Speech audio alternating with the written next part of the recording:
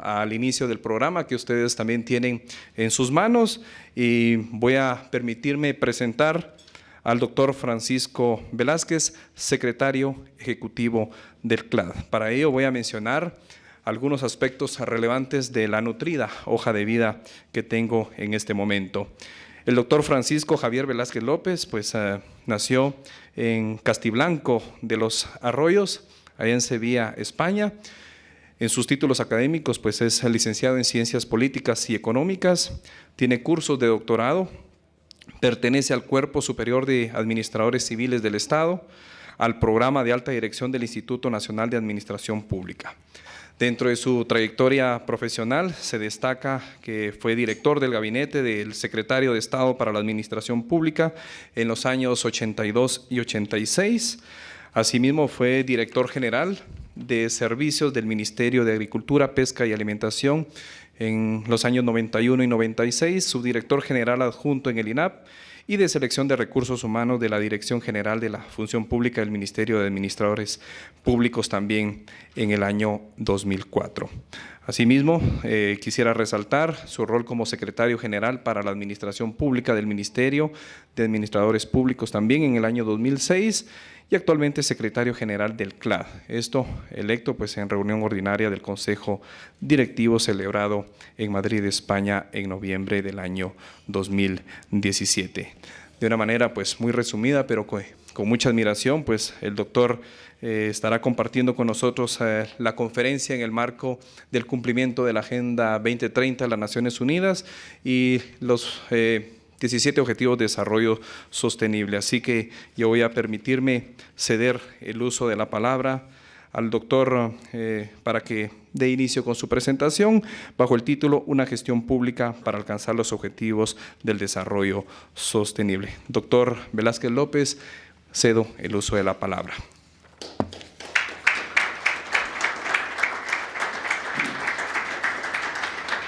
Muchas gracias por su presentación. Lo primero que digo siempre en estas presentaciones, a pesar de que el orador ha sido, en este caso, más parco de lo habitual, lo cual se le agradece, que yo no he hecho todas esas cosas al mismo tiempo, ¿no? Sino que, bueno, primero hice unas, luego hice otras, y entonces en esa misma medida, pues, es un poco el reflejo de algo de lo que vamos a hablar también en el transcurso de la charla, de la vida de un funcionario profesional en un país como España, ¿no? Es decir, uno desarrolla puestos de trabajo de dirección pública y luego de alta dirección pública, en los cuales, digamos que colabora más con unos gobiernos que con otros, pero en todos los casos, incluso aunque no haya una colaboración tan directa con otros perfiles de gobiernos, pues uno sigue trabajando en puestos de cierta responsabilidad con los gobiernos con independencia de su color político. Este es un elemento importante al que nos vamos a referir de forma reiterada en el transcurso de la charla que yo voy a compartir con ustedes. Probablemente no les revele grandes descubrimientos, pero en todo caso sí que por lo menos les suscitaré algunas ideas de las que posteriormente podremos debatir y discutir y señalar los puntos de acuerdo, los puntos de reflexión comunes que podamos hacer cada uno de nosotros. Cuando el amigo Marco Tulio me dijo que si quería aquí venir a dar no sé cuántas conferencias, pues le dije que sí, porque a Marco Tulio siempre le digo que sí. Es verdad que Marco Tulio es muchísimo mayor que yo, pero en todo caso nos hemos conocido ya hace más de 20 años, ¿no? En la época en la que yo desempeñaba las funciones de secretario general para la Administración Pública y en consecuencia pues me tocó también presidir el CLAD como alterno en un periodo de 2 años, ¿no? Y en consecuencia y ya entonces forjamos una estrecha amistad que hemos tenido la suerte de reavivar en los últimos tiempos, porque además resulta que Guatemala y España suelen estar cerca, por no decir al lado, en todas las reuniones, y en consecuencia cuando alguien se resulta pesado en la reunión, pues también hacemos algún comentario. Bien, lo primero es tratar de ponernos de acuerdo en algún tipo de definición, ya que estamos aquí pues muchas personas procedentes de la universidad. Yo también di clases en la universidad durante 10 años. Gestión pública, llamamos a la gestión pública aquí el conjunto de decisiones y reglas para alcanzar objetivos por parte del Estado. Y estos objetivos por parte del Estado es ¿para quién? Son para los ciudadanos. Esto es sumamente importante que lo tengamos claro, porque esto es, digamos, en los últimos 20, 30 años. Antes era un poco para cumplir los fines del Estado, para cumplir los principios del partido gobernante, para cumplir, en definitiva, los llamados principios inmutables y tradicionales de la administración pública y el derecho administrativo. Eso ya ahora es distinto, ¿no? Es decir, al final, cada uno de los gobiernos, cada uno de quienes estamos al frente o estuvimos al frente de una parcela de la gestión pública, nuestros objetivos no son más que intentar hacer un poquito más felices a los ciudadanos. Y por tanto, a partir de aquí vamos a desarrollar el asunto, ¿no? El asunto lo conocen todos ustedes, en la Asamblea de las Naciones Unidas de septiembre del año 2015, los 193 estados que estaban allí adoptaron la Agenda 2030. Como bien me recordaba Marco Tulio hace unos segundos, bueno, antes era el milenio, ahora son la Agenda 2030. Es verdad pero yo creo que es bueno que los países se pongan unos objetivos.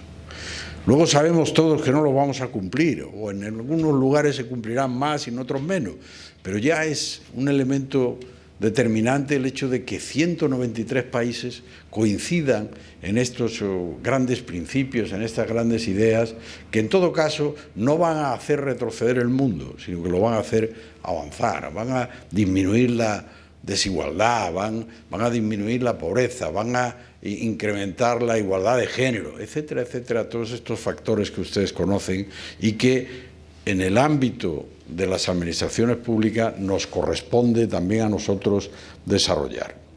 Y eso es lo que pretendemos o que pretenden los ODS y la Agenda 2030 para lograr un mundo más próspero, ¿no?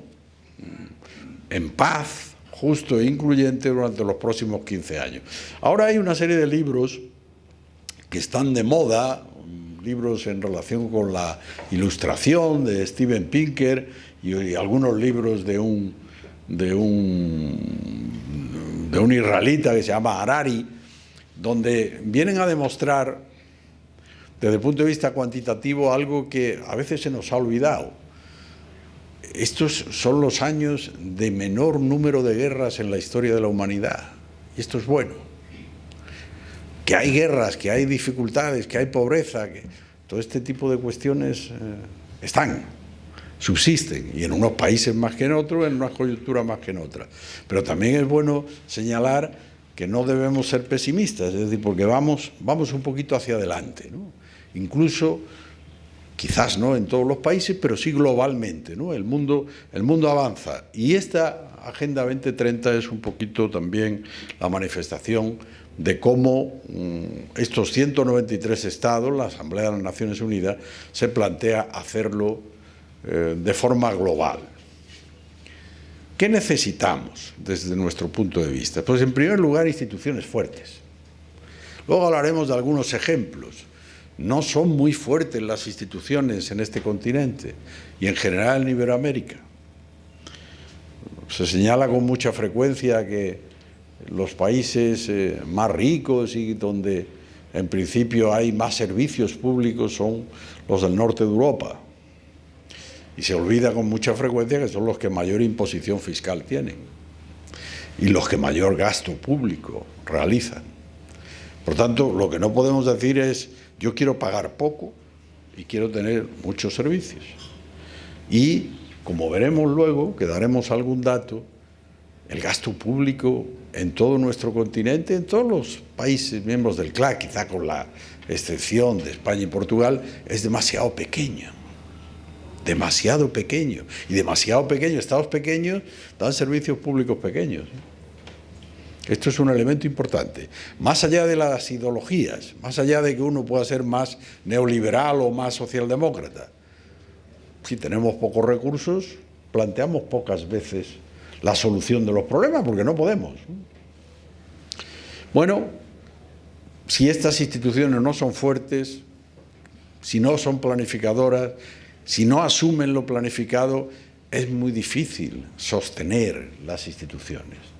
Las instituciones van y vienen, suben y bajan, dependiendo demasiado de los ámbitos presidenciales correspondientes, de los programas electorales, de las posibilidades, incluso de las coyunturas. De esto vamos a hablar durante todo el tiempo. Bueno, ¿qué planteamientos generales, que yo creo que coincidimos todos, tienen los ODS? Que los conocemos todos, pero es necesario recordarlo: erradicar la pobreza. Hay mucha pobreza en el mundo. Incluso el margen de diferencia entre los más pobres y los más ricos ha aumentado en muchos países. Quizás el número de pobres no es mayor, pero sí ha aumentado la diferencia entre el más rico y el más pobre. Y eso es injusto. Y eso el mundo lleva muchos años intentando, y los objetivos, primero del milenio y luego de los ODS, por lo que pretende es erradicar la pobreza. No vamos a erradicar la pobreza, pero vamos a disminuir la pobreza. Eso es un poco lo que pretendemos todos, ¿no? Segundo, combatir la desigualdad. Desigualdad desde todos los puntos de vista. Desigualdad hombre-mujer. Desigualdad entre más o menos personas de unas razas o de unas etnias determinadas y otras. Personas que hablan unas lenguas o personas que hablan otras. Personas que tienen una nacionalidad o que tienen otra. En un momento en el que todos ustedes están viendo cómo la situación de Venezuela pues incluso genera tensiones en algunos de los países, en la medida en que aparecen personas que no vivían habitualmente en estos países, y esto genera tensiones que, por ejemplo, en Europa pues lleva muchos años, ¿no? Incluso a veces con conflictos de carácter social. Debemos combatir estos conflictos y debemos combatir la desigualdad. Y debemos tomar acciones frente al cambio climático. El cambio climático es una realidad, al principio era críticamente tomado, pero ahora obviamente todo el mundo lo acepta, y eso es una realidad. Incluso en la conversación diaria, cada vez que hace frío, calor, hace viento o lluvia, pues todo el mundo dice esto es por el cambio climático. Probablemente no sea así, pero en todo caso es verdad que ha habido alteraciones importantes y que por tanto los países, las personas, los ciudadanos, las administraciones, tenemos que plantearnos objetivos y metas donde el cambio climático es esencial, porque nos va un poco la supervivencia de toda la humanidad y del planeta, ¿no?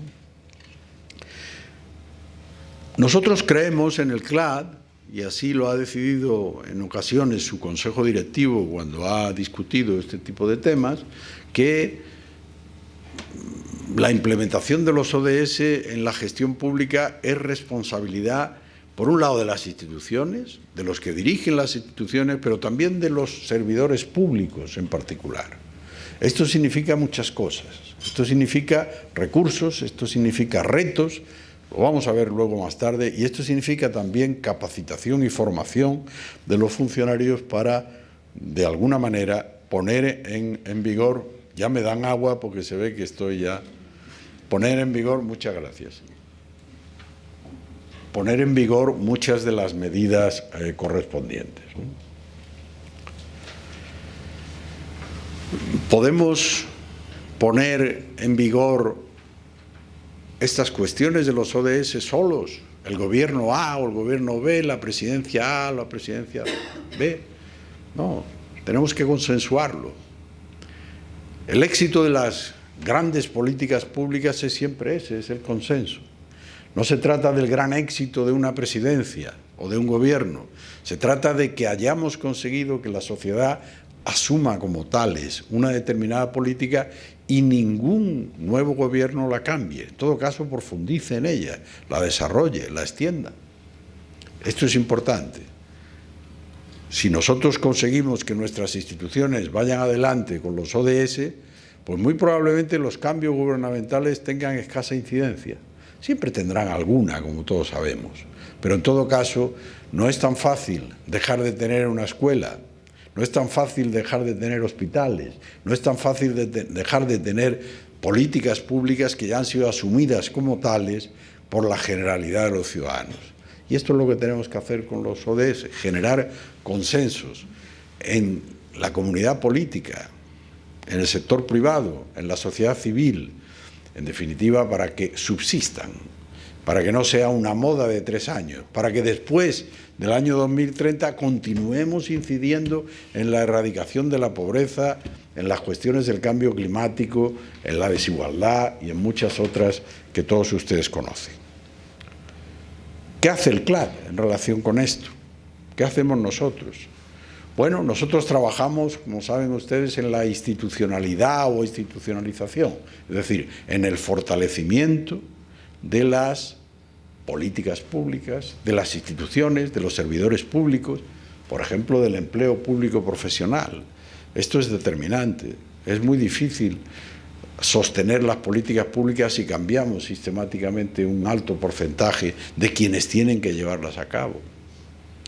Todos los países desarrollados tienen funciones públicas profesionales y ellas subsisten con independencia de los gobiernos. Bien, es verdad que los ministros cambian, incluso los directores cambian, pero digamos quienes llevan a cabo las políticas son los mismos. El desarrollo, crecimiento económico, ¿no? Todos estamos siempre preocupados si son 4 puntos, si son 2 puntos, si estamos bajando en el Producto Interno Bruto. Y eso tenemos que seguir haciéndolo, porque mayor desarrollo en general supone mayor acceso de las personas a los bienes y mayores posibilidades de tener su propiedad o sus coches, sus habitaciones y su mayor número de bienes, ¿no?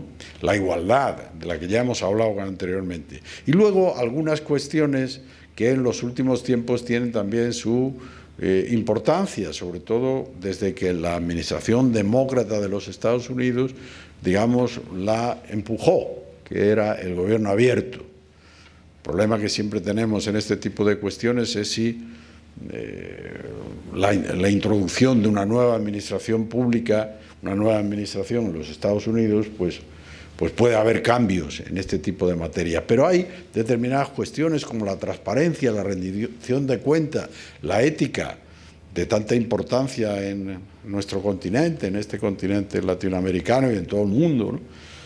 Puesto que la combinación entre transparencia, gobierno abierto y episodios de corrupción, pues ha dado unas situaciones que no vamos a citar, pero que todos ustedes conocen en la inmensa mayoría de nuestros países, los más desarrollados y los menos desarrollados.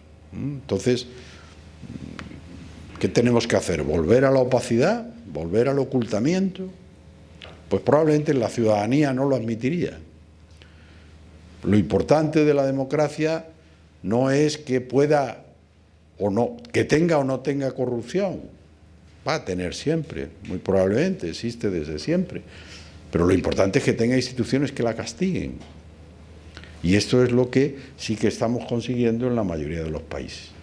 Y los escándalos son de tal magnitud que las leyes sancionan, corrigen e incluso introducen en la prisión a determinados responsables. En algunos países, como todos ustedes conocen, más de un presidente de la República pues está preso en relación, más allá de nuestra consideración ideológica o de la, digamos, errores que hayan podido cometer, ¿no? Pero el caso es que los tribunales han ordenado su aprisionamiento. El objetivo 16 es para nosotros el fundamental, aquel que habla de paz, justicia, instituciones sólidas. Y no es posible, y esto es importante que lo tengamos en mente, no es posible convivir sin instituciones que funcionen al servicio de los ciudadanos. Las instituciones no tienen que funcionar para sus propios fines, como decíamos antes, tienen que funcionar para los ciudadanos. Pero para eso tenemos que fortalecerlas, como vamos a ver ahora. Fijaros el objetivo 6 del 16, crear a todos los niveles instituciones eficaces y transparentes que rindan cuenta. Ya estamos con la eficacia de las instituciones, es decir, que cumplan los objetivos. Estamos con el segundo aspecto, que es la transparencia, que a los responsables políticos y administrativos les da tantos dolores de cabeza, en la medida en que cualquier cosa puede ser fiscalizada, no solo por los órganos competentes de fiscalización, sino también por los propios ciudadanos. Y muchas veces las redes o los periódicos inmediatamente los ponen de manifiesto, y a veces con dolor por parte de las personas que estamos al frente de una determinada institución, pero también tienen derecho los ciudadanos a saberlo. Y también tienen derecho, como se demostró hace mucho tiempo, me lo recuerdo ahora porque en la televisión de ayer estaban poniendo la gran película esta norteamericana de los papeles de Watergate y compañía, ¿no? El ciudadano tiene derecho, la prensa lo publica y, en consecuencia, quien ha cometido una irregularidad debe penar por ella. Y eso es lo que la mayoría, la inmensa mayoría de las instituciones y de los países están realizando. Por tanto, en eso hemos avanzado. ¿Qué es lo que se pretende? Como dice esta flecha, reducir la corrupción y el soborno en toda su forma. Insisto, eliminarlo, muy probablemente no lo consigamos. Pero en todo caso vamos a minorarlo, vamos a castigarlo, vamos a reducirlo. Es un poco lo que tenemos que hacer. Y esto nos lleva a la segunda parte de la conferencia, en la que lo realmente importante es la confianza. Aquí pongo algunos datos en relación con la confianza, en relación con las instituciones. Ahí teníamos a la Iglesia al principio. Probablemente si ahora sacáramos la encuesta no estoy tan seguro de que la Iglesia no hubiera caído unos cuantos puntos por las razones que todos ustedes conocen. Pero en todo caso nos sirve esta estadística que hacen los colegas del Latinobarómetro, y es la última que yo tengo, nos sirven para poner de manifiesto cómo las instituciones de carácter político tienen muy poca confianza de los ciudadanos, muy poca confianza de los ciudadanos. Y entonces los partidos políticos, prácticamente nada. El Congreso, la Asamblea, el Poder Judicial, el propio Gobierno, las instituciones electorales, y luego ya vamos aumentando.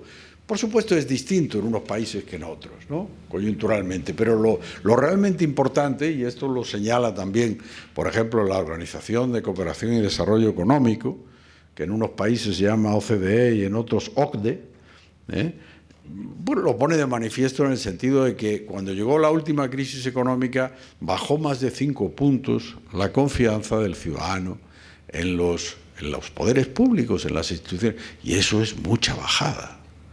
Y sin embargo, cuando se ha recuperado, digamos, si la crisis económica ha pasado, en teoría, en la mayoría de los países, sin embargo, el incremento ha sido solo 1 punto. Y eso tiene sus repercusiones políticas y electorales, como es obvio. Esto es lo que justifica o explica, por ejemplo, en muchos países, no me quiero referir a ninguno, obviamente, pero cada uno de ustedes puede hacer el análisis que considere oportuno. Es decir, la autodestrucción de los partidos políticos, por ejemplo, en Francia, ¿no?, donde el nuevo presidente es una persona que pertenecía a un partido y luego se presenta solo y es el que gana. La aparición sucesiva de formaciones electorales de nuevo tipo en Italia, o la presidencia en muchos países latinoamericanos de personas, digamos, no tradicionales, ¿no?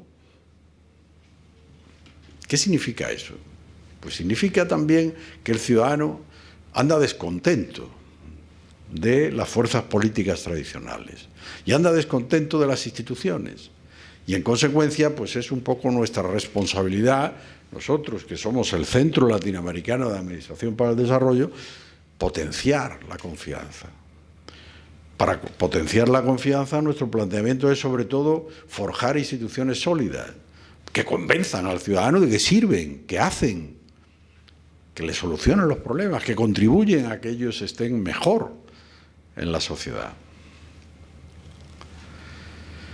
Y probablemente alguien dijo en su momento, alguna persona que conoce muy bien Marco Tulio y yo también, por ejemplo, Manuel Arenilla, dice, son probablemente la última oportunidad que tienen los gobiernos para ganarse la confianza de la gente. La última oportunidad no se sabe cuál es nunca, ¿no? Pero es una oportunidad importante. Es importante. Los ODS nos dan la oportunidad de que los poderes públicos, las instituciones, de alguna manera fortalezcamos estos principios y tratemos de convencer a las personas para que confíen en sus instituciones. Ese es uno de nuestros objetivos y es lo que nos hace pensar en esta cafetera y donde todo el mundo va con el caos, no se sabe muy bien hacia dónde. Pues básicamente nosotros vamos a proponer ahora una serie de medidas, ¿no? La crisis de confianza, ¿cómo se combate? Pues se combate, lo decíamos antes, pero ahora lo reiteramos, con la eficacia de los servidores públicos, haciendo bien las cosas. Hacer bien las cosas significa con resultados visibles y duraderos. No, he hecho bien las cosas porque me ha felicitado el director general. No, porque estas cosas están bien hechas y el ciudadano está más consciente. Por ejemplo, no eternizando la prestación de los servicios, haciéndolo más rápidamente. Es lo que se llama también la creación de valor público. Hace unos años se creía que el valor solo se creaba en el ámbito privado. En el ámbito público también se crea valor cuando hacemos las cosas mejor, cuando lo hacemos más rápidamente, cuando gastamos menos para un resultado igual o mejor que antes, cuando en definitiva nuestros ciudadanos están más satisfechos de las cosas que hacemos. Eso es crear valor público. Cuando innovamos. Hablaremos luego también un poquito de la innovación. Y apropiarse de inmediato de esa innovación. Esto nos daría para otra conferencia, por lo menos. Pero claro, ¿cuántas innovaciones no habrán ocurrido en las últimas 24 horas? Todas ellas, o casi todas ellas, relacionadas con las tecnologías. ¿Qué tienen que hacer las administraciones? Tienen que adecuarse. Y muchas veces tienen que inventar también. Tenemos talento en la administración pública. Deberíamos tenerlo en la mayoría de y entonces también tenemos que ponerlos a idear, a plantear ideas. Yo creo que todos ustedes conocen que las grandes corporaciones, Microsoft, Apple y compañía, no siempre inventan ellos, sino que tienen una especie de oficina que van recogiendo proyectos que le va señalando la gente. Es decir, ellos recogen proyectos. Y tienen personas que escuchan a los que vienen y dicen, he inventado, creo que se puede hacer esto, pues se puede hacer lo otro. Bueno, pues esto no nos vale, esto ya lo tenemos, esto no sé qué. Y de vez en cuando dice, esto nos vale. Y entonces a partir de ahí, es decir, las administraciones tienen posibilidades de crear laboratorios de innovación, de crear todo tipo de instituciones donde tampoco sea tan difícil crear, motivar y que los ciudadanos empleados recojan, por ejemplo, de los ciudadanos las ideas o de ellos mismos, ¿no?, que conocen los problemas, ¿no? ¿Cuáles son los retos en ese sentido? Yo planteo 10 retos. Si hubiera sido un poco más hábil con el PowerPoint, hubiera puesto un dibujo ahí con los 10, pero lo he intentado esta mañana y no lo he conseguido. De manera que debo ir a una clase de innovación para que ustedes tengan las ideas más claras. Pero los retos son varios. Uno de ellos es una función pública profesional. Cuando digo una función pública profesional, digo una función pública permanente. Una función pública que cada vez sepa más de las políticas públicas correspondientes y que le preste la asistencia debida a los que legítimamente ganan las elecciones. Esto es lo que ocurre en todos los países desarrollados y debemos extenderlo. Debemos extenderlo Estoy hablando para la totalidad de los países de América. Unos están más adelantados y otros tienen más dificultades. Segundo reto. Bueno, ese reto está relacionado con la llamada profesionalidad, que es la permanencia, una carrera profesional, establecimiento de unas condiciones de retiro y sobre todo, neutralidad política en su desempeño profesional. Más allá de que cada uno puede pensar como considere oportuno. Pero cuando vamos a hacer un puente, hacemos un puente. No porque no esté de acuerdo con el gobierno correspondiente, haga un puente para que se caiga. Hay alguien que dice que, por ejemplo, algunos arquitectos parece que hacen eso, ¿no? Porque los puentes se caen, ¿no? Pero bueno, dicho esto, aparte de la broma, el planteamiento tiene que ser una neutralidad política de los funcionarios, sirviendo, obviamente, al nuevo ilegítimo director, ¿no?, de la administración pública. Segundo, para tener una función pública profesional debemos de seleccionar también por mérito y capacidad. No es seleccionar porque sean miembros de nuestro partido, de nuestro pueblo, de nuestra familia o de nuestro sindicato, sino que tienen que ser las mentes más preparadas, las personas que superan los procesos selectivos. Los procesos selectivos pueden ser de cualquier tipo.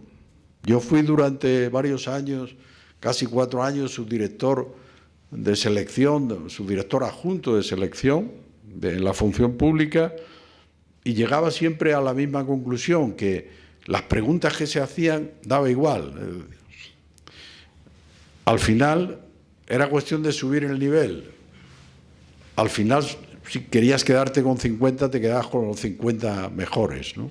Aunque las preguntas fueran 2 más 2 o 3 más 3. Siempre había gente que fallaba. ¿Qué significa esto? Significa que cada país puede utilizar los métodos que considere más oportunos, pero deberíamos de tener en cuenta lo que dicen ya los nuevos filósofos de la actualidad, que el conocimiento ya no es tan importante. Es importante el conocimiento, pero es tan importante saberse que el artículo 3º de la norma correspondiente de aplicación al supuesto no sé qué dice. Cuando yo entré en la administración, hace unos cuantos años ya, el tipo más importante que había en el ministerio era un tipo que tenía un libro así muy grueso, todo lleno de papelitos y todo lleno de apuntes a mano, diciendo esto fue derogado, este artículo fue... Eso nos lo da el celular ya.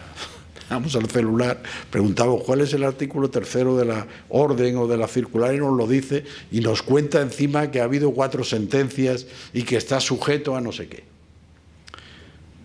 Tenemos que formar a la gente y seleccionar a la gente como hacen ya las organizaciones más modernas. Por ejemplo, en la Unión Europea, por competencias, ¿no?, por la capacidad que tiene la gente de trabajar en equipo, por la capacidad de resiliencia, por la capacidad de liderazgo, por la capacidad, en definitiva, de negociar, de estar con otros, o de entender determinadas cuestiones para lo que es necesario aplicar las tecnologías. Eso es mucho más importante. Que tiene que haber gente que también se sepa las normas y las leyes, por supuesto, pero no todos, Mientras que habíamos trabajado tradicionalmente con una administración pública demasiado basada en los planteamientos jurídicos. Tercer elemento, cumplir los ODS. Para eso nosotros estamos trabajando en el CLAD, con ayuda de otros, para precisamente desarrollar y poner a disposición de los países sistemas para que se puedan enseñar los ODS y atender a determinados aspectos que todos los funcionarios públicos conozcan. Esto es sumamente importante. Si cada una de las administraciones públicas nos ponemos como objetivo el cumplimiento de los ODS, avanzaremos. Y si cada una de las administraciones públicas lo hace, serán más fáciles los consensos. Y el consenso, como decíamos antes, es la base del cumplimiento de algún tipo de solución para el futuro en relación con la erradicación de la pobreza, la lucha contra la desigualdad, etc. 4. Realizar políticas públicas transparentes. La transparencia es un elemento esencial. esencial, y como decía un amigo mío, funcionario cínico, decía, y obligatorio. ¿Por qué? Porque te lo exigen los ciudadanos, te lo exigen los partidos políticos, te lo exige la sociedad, y por tanto prácticamente imposible esconder un comportamiento ilícito, un comportamiento indebido. Por tanto, eso es bueno, eso es un avance social, es un avance. A veces complica nuestro trabajo, pero eso es, yo creo que una conquista del ciudadano, y ahí, por ahí seguiremos trabajando. Claro que esta es una tortuga que le llaman morrocoy en Venezuela y que está en el jardín del CLAD. La velocidad del cambio a veces es lento, como la tortuga, pero la tortuga también anda. La tortuga no se queda quieta. Si ustedes vieran cuando estoy allí, esta no es de las mayores, hay otras que son mayores. Y como saben perfectamente, si hay aquí algún ecuatoriano, en los Galápagos hay unas tortugas inmensas y se acaba de morir la que conoció Darwin, ¿no? Como es conocido. ¿Qué quiero decir con esto? Es que el cambio en la administración pública es un cambio siempre lento, porque hay que tener en cuenta muchos intereses, muchas normas, muchas leyes, hay que consensuar, hay que ver los pros y los contras, pero hay que avanzar. Como decía un poeta mexicano, si no avanzáramos el mundo sería de piedra, siempre igual, ¿no? Poner en marcha mecanismos de participación, este es otro elemento que ha venido a las administraciones públicas para quedarse. Hace 30 años nadie pensaba que los ciudadanos tenían nada que decir, ¿no? Los ciudadanos no tienen ni idea, aquí son los expertos, los académicos, los grandes catedráticos, los altos funcionarios que llevan mucho tiempo en el asunto. Hoy todo el mundo dice algo, y lo dice y con frecuencia tiene razón. A veces yo cuento una anécdota de una ciudad de España que se llamaba Burgos, seguramente alguno de ustedes lo ha visitado, que nunca pasa nada, es una ciudad tranquila y pequeña, ¿no? Y en un momento determinado hubo un estallido social importante. Y el alcalde era contra el alcalde y no lo entendía, porque el alcalde lo que quería hacer era un gran bulevar donde antes había una gran carretera. Quería poner en medio arbolitos, unos bancos, unos merenderos, y le parecía al alcalde que aquello era magnífico, ¿no? Pero bueno, si ponemos un bulevar, pues los vecinos deberían estar todos contentos. Pues no, los vecinos estaban todos enfadados, hasta que empezaron a investigar y los vecinos dijeron, es que si usted pone el bulevar, las plazas de estacionamiento de los coches, resulta que nosotros tenemos que ir 1 kilómetro a aparcar, andando. Y antes aparcábamos delante de casa. ¿Qué significa esto? Significa que hay que consultar, hay que hablar con la gente, hay que preguntarle. ¿Por qué en un barrio ponemos un polideportivo y no un parque? Si resulta que todos los matrimonios tienen niños pequeñitos y no quieren ir tanto a hacer gimnasia, sino al parque, ¿no? A pasear, ¿no? Es decir, las personas tienen sus intereses, tienen sus criterios y las administraciones públicas tienen que atenderlas, ¿no? Por tanto, los mecanismos de participación, que ahora están desarrollándose mucho en todos los países y que muchas veces, por ejemplo, en materia tecnológica o en materia de soluciones a los problemas, aparecen soluciones muy imaginativas y muy positivas, han venido para quedarse, ¿no? Porque además se desarrollan, como veremos más tarde, por medio de las redes sociales a una velocidad de vértigo. Cuando una idea se plasma, cuando una idea agarra, inmediatamente se extienden como la pólvora. Como debería extenderse el planteamiento de la innovación. Antes hemos hecho alguna referencia. Existe innovación en la empresa privada, existe innovación en la sociedad y existe relativamente poca innovación en las administraciones públicas. Y sin embargo tenemos talento. Y por tanto podemos destinar a personas a que generen actitudes innovadoras. A veces con el concurso de las empresas privadas o a veces directamente, nos da igual. Pero en todo caso, se pueden hacer cosas. Y se puede incluso hacer algo que a veces se olvida. A veces el ciudadano tampoco es tan innovador. En algunos países se ha hecho planteamientos, y estoy seguro que vosotros tenéis también vuestras experiencias, de hacer determinados trámites en base digital y ser un fracaso porque las personas no lo hacen. También hay que educar a los ciudadanos en un determinado momento. También hay que tener en cuenta que si nuestros trámites son complicados, los ciudadanos no lo van a hacer. Y están acostumbrados a trabajar poco para solucionar sus problemas. Y esa es la verdad. Eso que hacíamos nosotros hace unos años, de vamos a rellenar un documento y ahora el segundo folio de los documentos y ahora el tercer folio de los documentos. No, hay que hacer las cosas muy rápidamente y tener en cuenta un elemento esencial que debe ser la base de toda la innovación, que es que el Estado contiene y tiene prácticamente la totalidad de los datos de los ciudadanos. Si los tiene, ¿para qué se los pide? Esa es la verdad. ¿O es que el Estado no sabe cómo se llama usted, dónde vive, cuánto paga de luz, cuáles son sus impuestos, dónde nació, cuántas casas ha tenido, cuáles son sus propiedades, cuáles son? Sabe todo. Dice, bueno, es que es otro organismo el que lo tiene, es otra administración pública. Bueno, como dirían los argentinos, no me cuente usted milongas. Si los tiene el Estado, haga usted lo posible para que estos datos se entrelacen.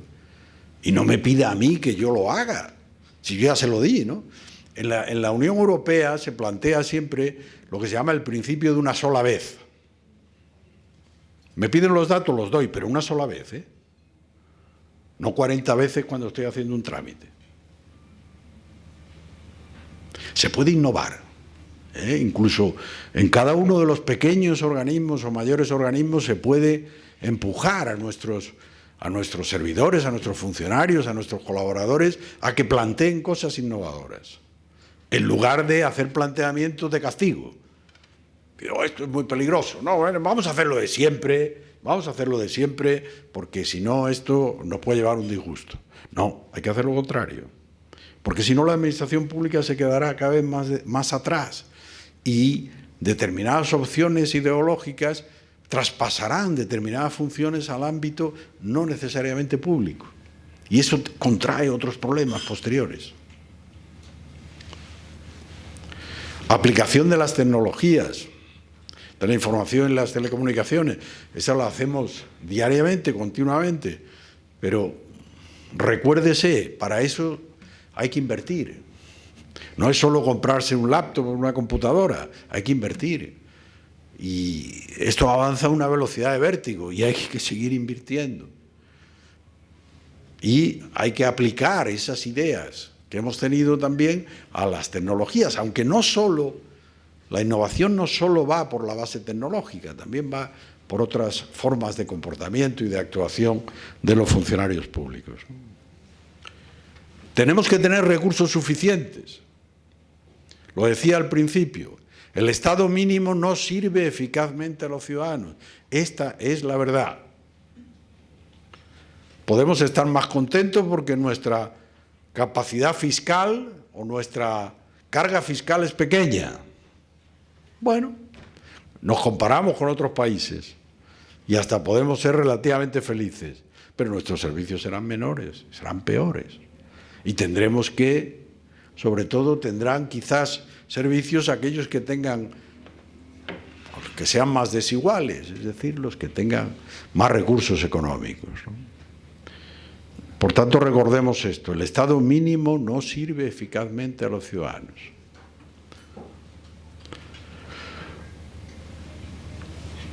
Cuando estudiamos los países de la OCDE, nos damos cuenta de que en la economía de los países más desarrollados es siempre superior al 40% del Producto Interno Bruto, con todo lo que ello conlleva. Y cuando uno estudia ya Suecia, Noruega, a veces están en más del 60%.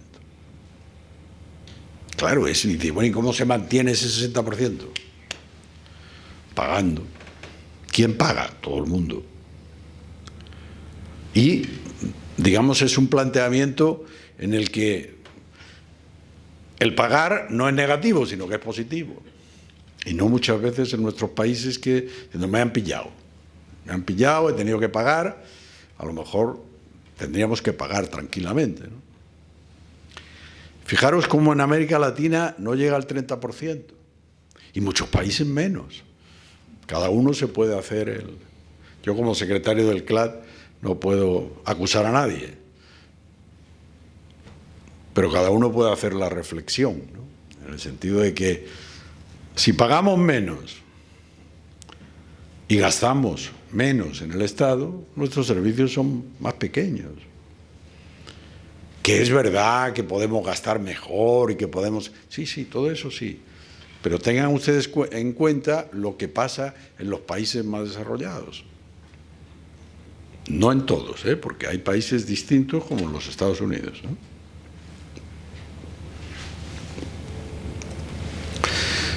Ética pública tan necesaria en los últimos tiempos, ¿no? Por los episodios de corrupción que se han dado a conocer y por la realidad.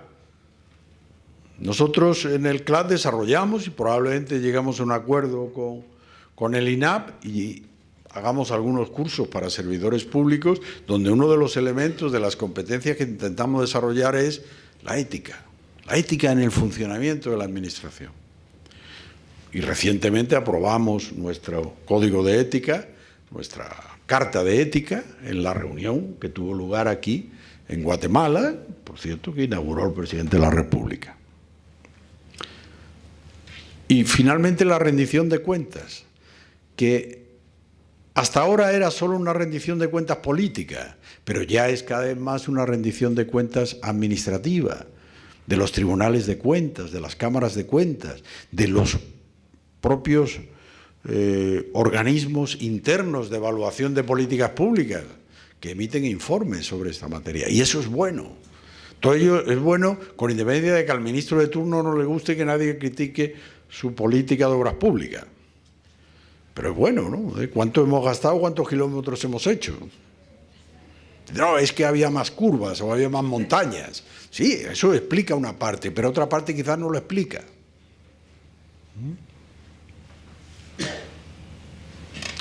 Bueno, que aquí señalamos muchas notas en relación con la gestión pública, pero la que más me interesa ahora poner de manifiesto es su visibilidad, la visibilidad pública de la gestión. Es más compleja, todo eso lo sabemos, ¿no? Sobre todo los que más se dan cuenta de ello son los que vienen de la empresa privada y de pronto tienen que gestionar algo público y se dan cuenta de lo difícil que es.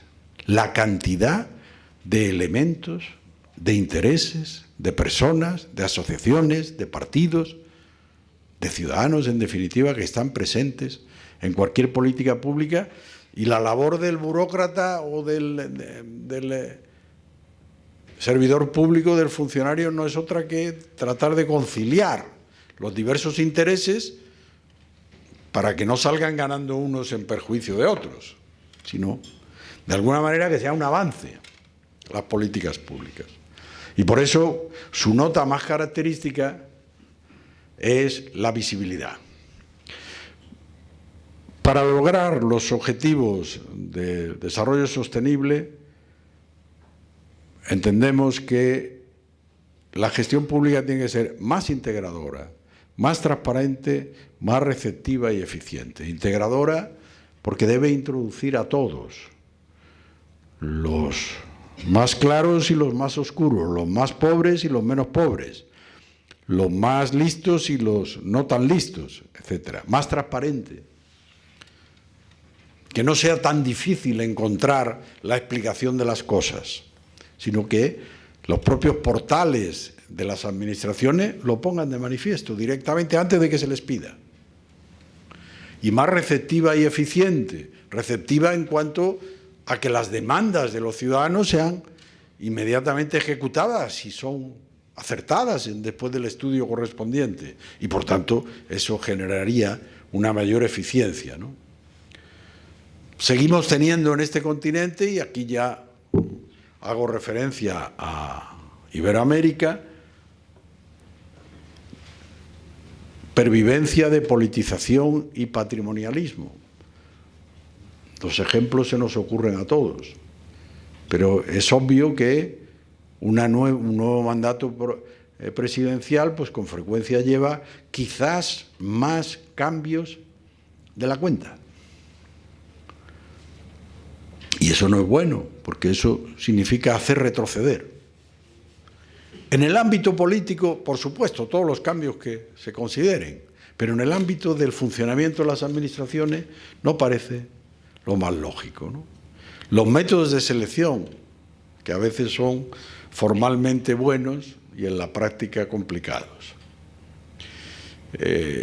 Hace un par de años me contaba un responsable que había conseguido modificar los sistemas de selección y ahora ya pues había un tribunal de funcionarios que proponía finalmente para cada uno de los puestos a la persona que se consideraba más idóneo. Las instrucciones señalaban que no tenía que atenderse en absoluto a ningún tipo de actuación, pero actuación política, pero me vino a reconocer que por lo menos había un 30% de los ministros que me decían que en los puestos ellos señalaban que uno de ellos tenía que ser A, B o C. Bueno, nosotros lo tomamos con que habíamos incrementado hasta el 70%, ¿no? Pero evidentemente sigue existiendo. Y a veces lo que ocurre, a veces o casi siempre, es que se abandonan las políticas públicas por los cambios presidenciales. El gran proyecto de un presidente era este, terminó su mandato y el siguiente presidente no tiene nada que ver. Y nos quedamos, y eso ocurre en todos, ¿eh? En España, por ejemplo, 5 aeropuertos no tienen aviones, pero el aeropuerto está construido. Poco a poco, de vez en cuando aterriza alguno y hay como una fiesta, ¿no? Y en algunos de nuestros países he visto yo grandiosas vías férreas elevadas cortadas a la mitad de su trayecto, después de haberse gastado, ni se sabe. Eso lo sabéis todos, es decir, proyectos grandiosos que en un momento determinado, esto no tiene sentido. Las políticas públicas hay que planificarlas y por eso hablábamos al principio del consenso adecuado. Si la consensuamos, si estamos todos de acuerdo en que hay que hacer un tren, hacemos el tren. El tren va a tardar tiempo y la autopista tarda tiempo y el aeropuerto tarda tiempo y la gran obra pública tarda tiempo. Pero no la dejemos a la mitad porque estamos dilapidando recursos.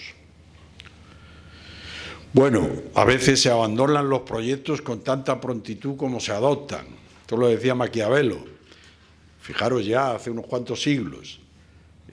Y es la idea contraria a la anterior. Bueno, vamos hacia adelante, pero luego lo hemos abandonado y ya nos hemos gastado bastante dinero, ¿no?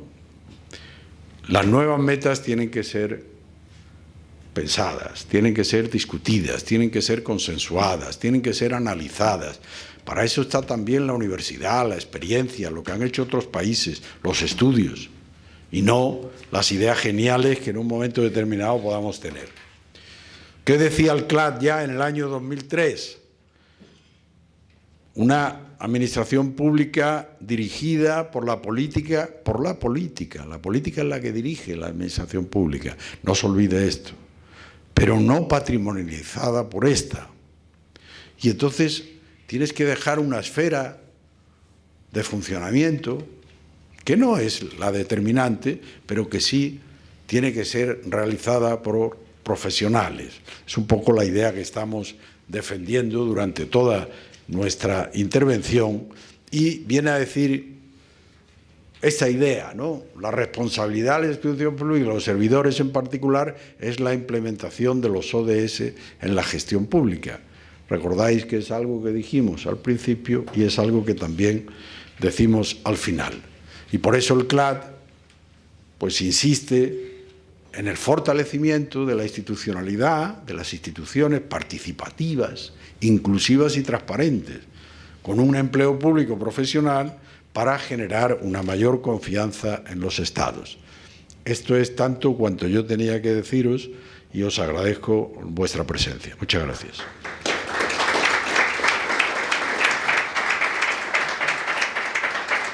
Si gusta puede permanecer acá.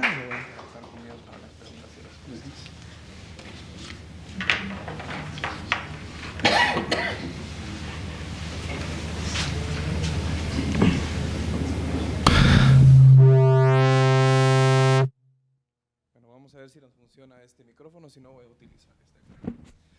Bueno, en principio queremos agradecerle al doctor su disertación en el marco de esta conferencia que ha compartido con todos nosotros de manera presencial. Sin embargo, pues las plataformas electrónicas y la incorporación de la tecnología también hizo posible que esta conferencia fuera transmitida en diferentes medios de comunicación digitales en el marco de las redes y las plataformas que tiene el INAP y por supuesto el CLAD. Así que agradecemos esta magnífica conferencia que ha compartido con nosotros el doctor Fernández, y creo yo que el selecto grupo que aquí nos acompaña esta tarde pues tendrá la oportunidad de poder intercambiar sobre algunas inquietudes, algunas preguntas o dudas respecto al tema que hoy se ha abordado en el marco de la implementación de los ODS en la Administración Pública de América Latina. Así que tenemos un espacio para que todo lo podamos hacer.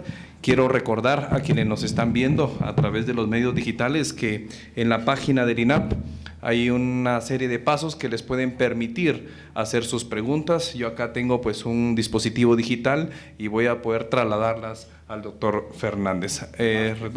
Velázquez, perdón, ya le estoy cambiando el apellido. Entonces, www.inap.gov.gt. Ahí van a encontrar un botón que dice acerca de.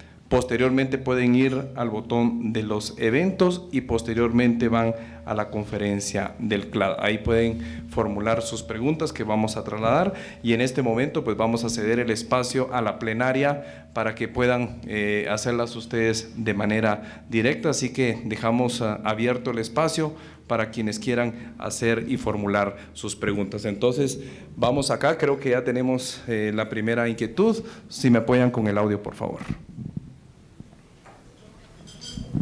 Muchas gracias, muy buenas tardes. En primer lugar, quiero felicitar al doctor Velázquez por esta brillante exposición, porque tocó puntos esenciales que lamentablemente en algunos foros no se abordan, al menos en Guatemala. Por ejemplo, quisiera abordar uno y hacer una pregunta. Abordar un tema por demás importante, que precisamente al hablar de que el CLAD insiste en el fortalecimiento de las instituciones participativas, inclusivas y transparentes que, basadas en un empleo público profesional, contribuyan a generar mayor confianza. Lamentablemente en Guatemala este elemento es muy difícil, porque lamentablemente no existe una ley de servicio civil actualizada, una ley de servicio civil del año 1968.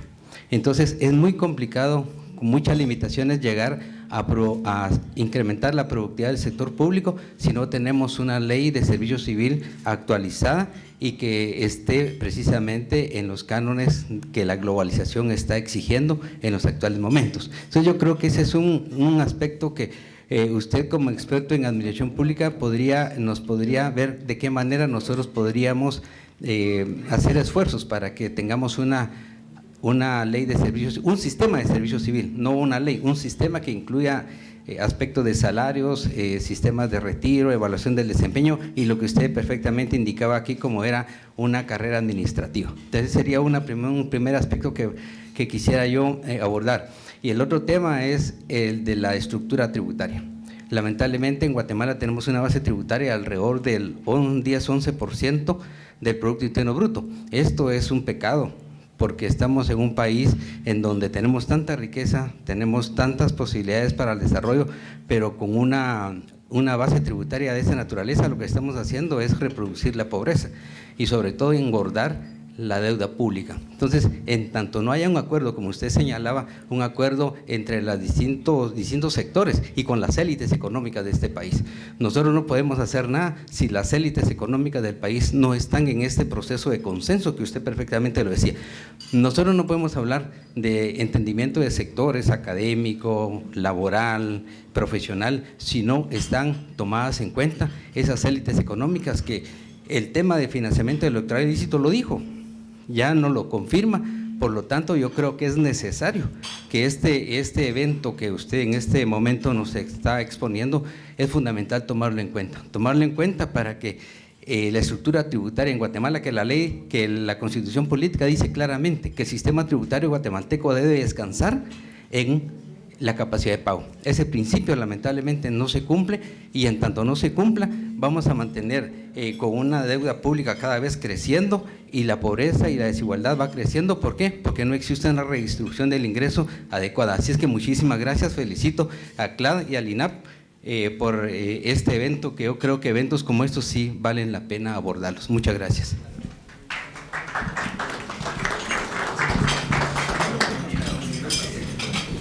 Muy buenos días, muy buenas tardes a todos, doctor, y al INAP. Muchas gracias por la invitación. Mi pregunta, yo creo que las cosas que están planteadas aquí caen por su peso, no por el sentido común. Sin embargo, hacer función pública cada día es más difícil, por algo que usted expresaba ahí con mucha claridad. Estamos en algún momento, a la hora de hacer función pública, sometidos a la tiranía de las minorías. Supuestamente se gobierna para el bienestar de la mayoría. Sin embargo, ahora un funcionario está supeditado a que una minoría, y a veces generada por una sola persona, pueda a través de los medios impedir esa gestión pública.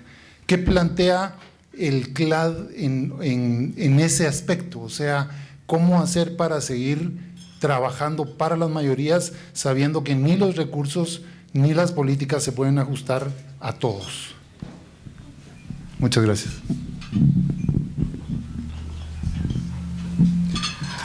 Doctor, buenas tardes. Gusto saludar a los distinguidos profesionales.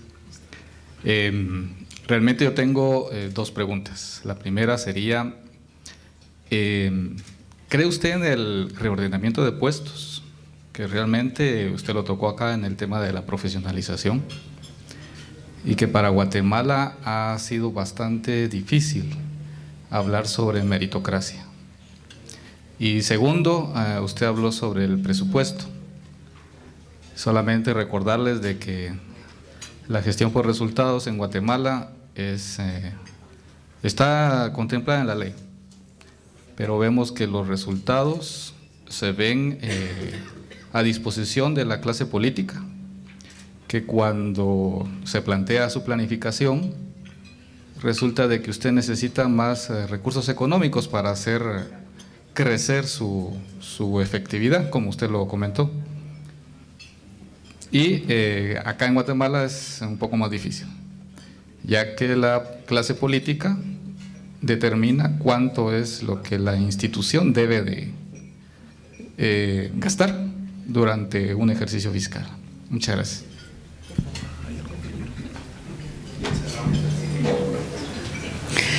Buenas tardes, felicitaciones doctor por la disertación. La pregunta que yo tengo es, con el ejercicio anterior de los objetivos del milenio, ¿cuál fue la experiencia? ¿Cuál fue el nivel de eficacia de lo alcanzado? ¿Se alcanzó en qué porcentaje? Y si estos nuevos objetivos tomaron en cuenta esa experiencia previa para quizá ajustar el alcance de los mismos y su impacto en el tema de cuánto las administraciones públicas tomaron en cuenta las experiencias aprendidas en los objetivos del milenio evaluados en el 2015. Gracias.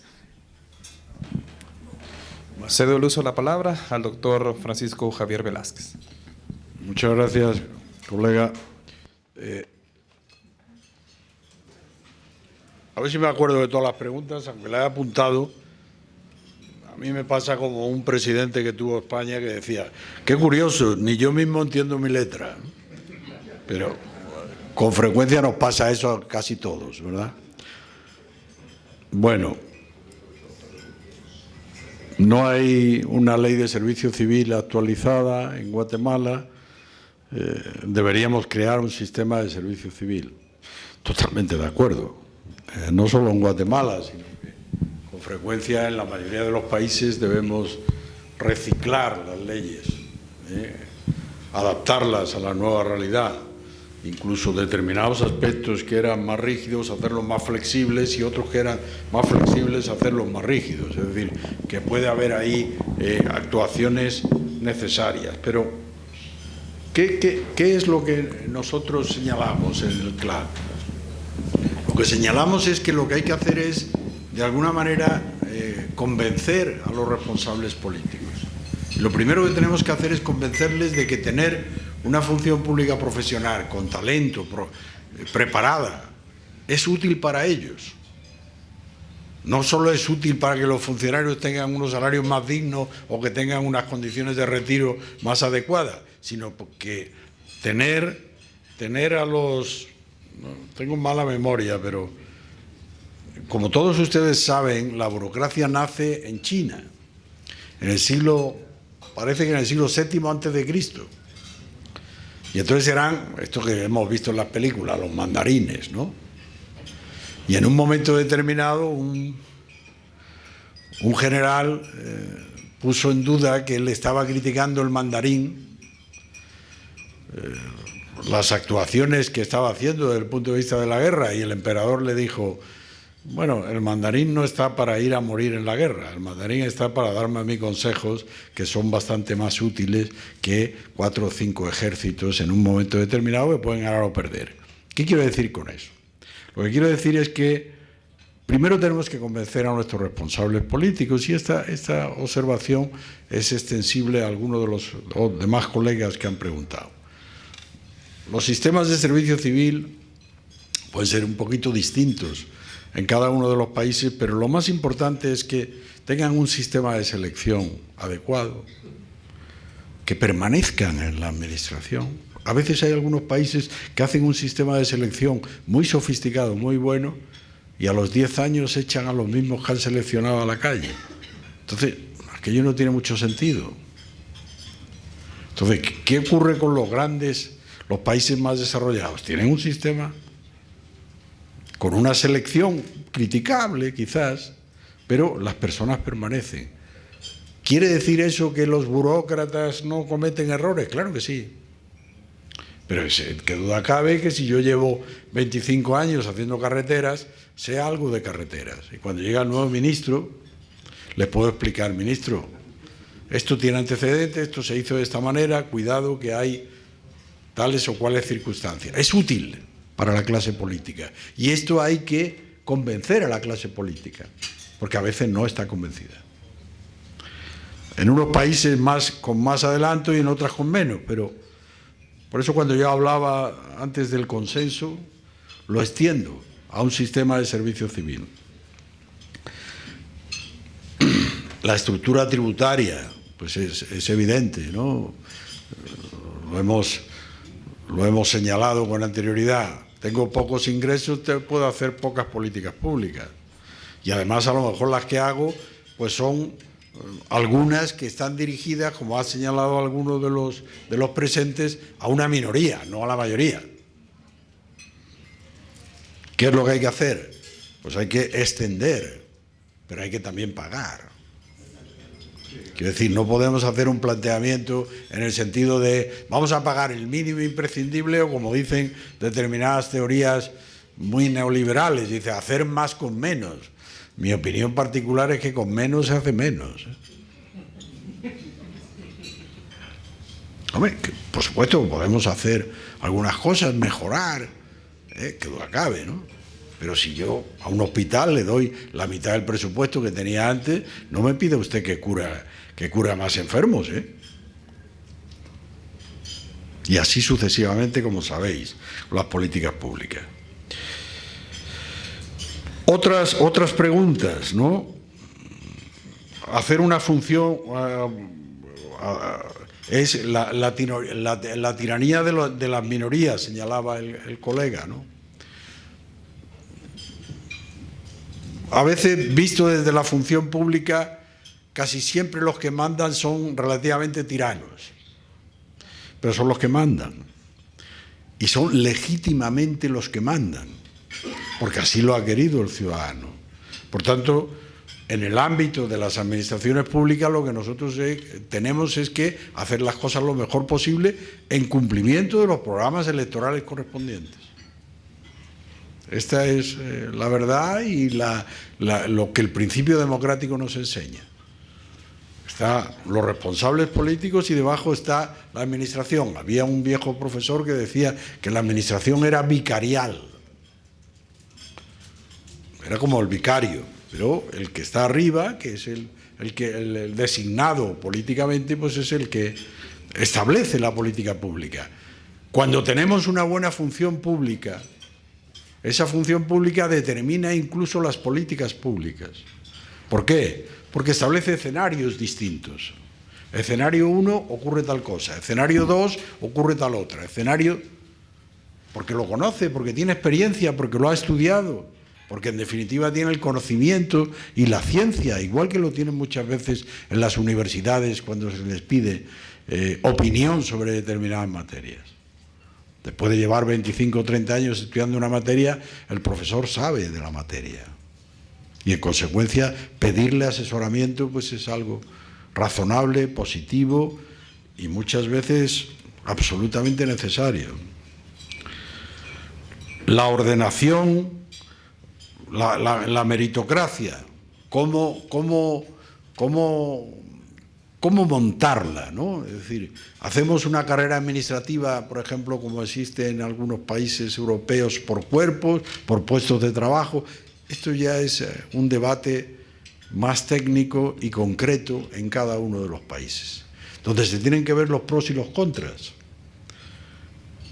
Pero a mí, en particular, yo prefiero, como ocurre incluso en las empresas privadas, es decir, los gerentes privados no están siempre en la misma empresa.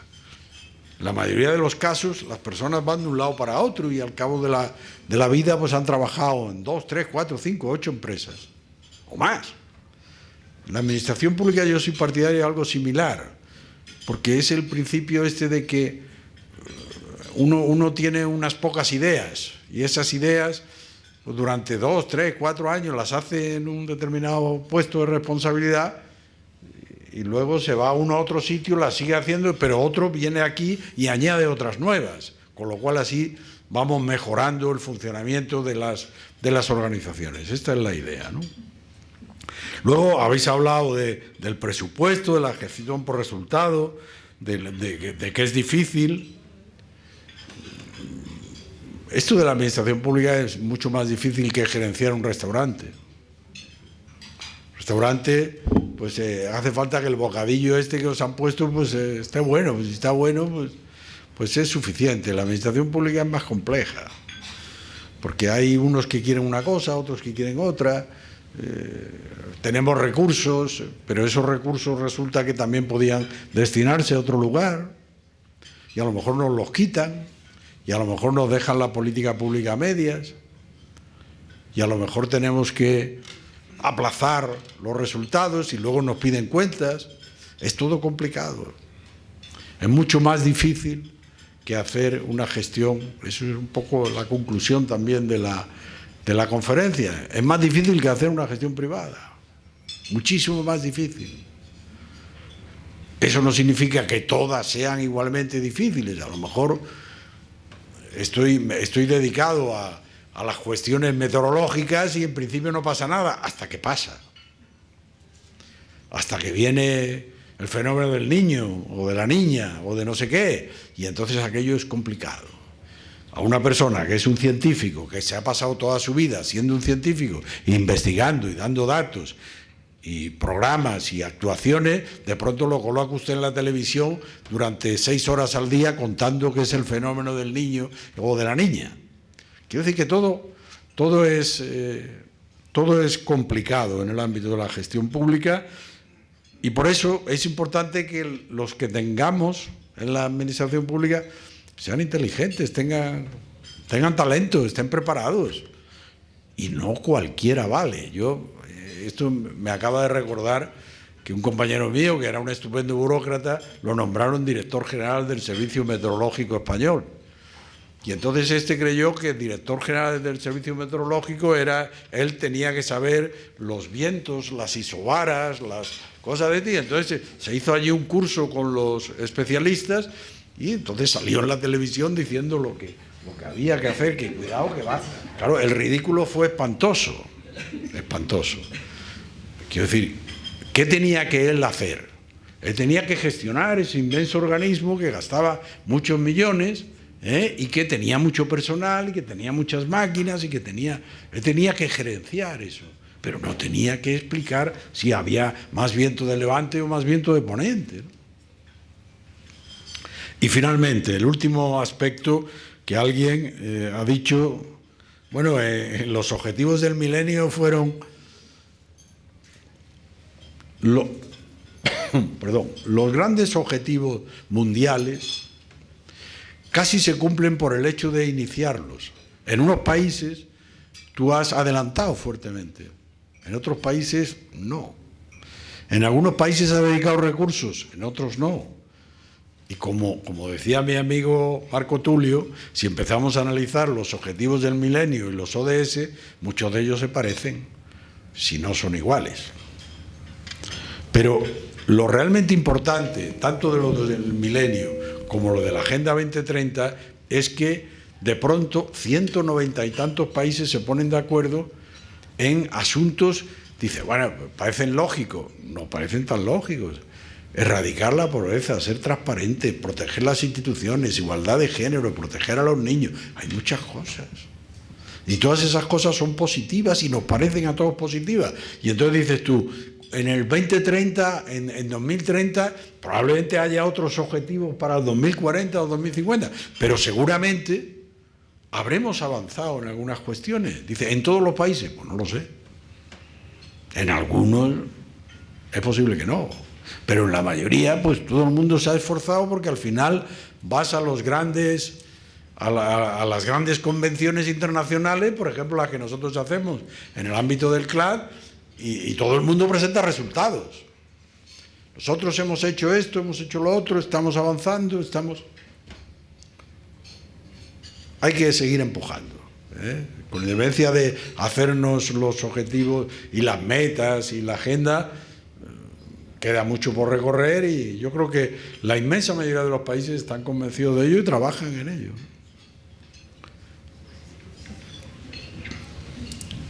Bueno, estamos dando seguimiento a las preguntas que ustedes han formulado acá de manera presencial, pero también la riqueza de la plataforma nos permite también trasladar algunas preguntas al doctor Velázquez, y voy a unir tres que tienen una relación con la territorialidad.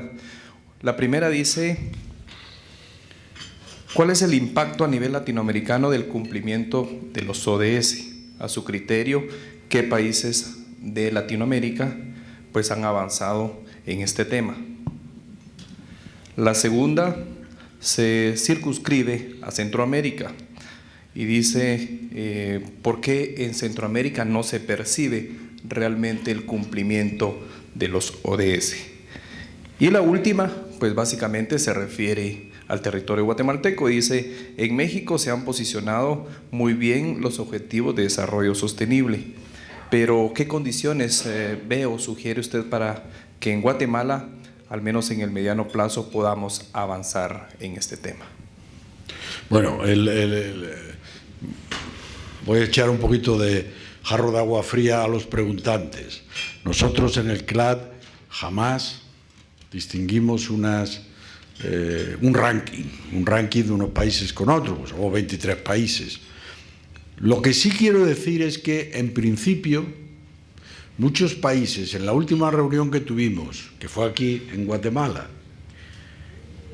no, que fue en Perú, la última reunión que tuvimos en Perú, todos los intervinientes de todos los países señalaron avances.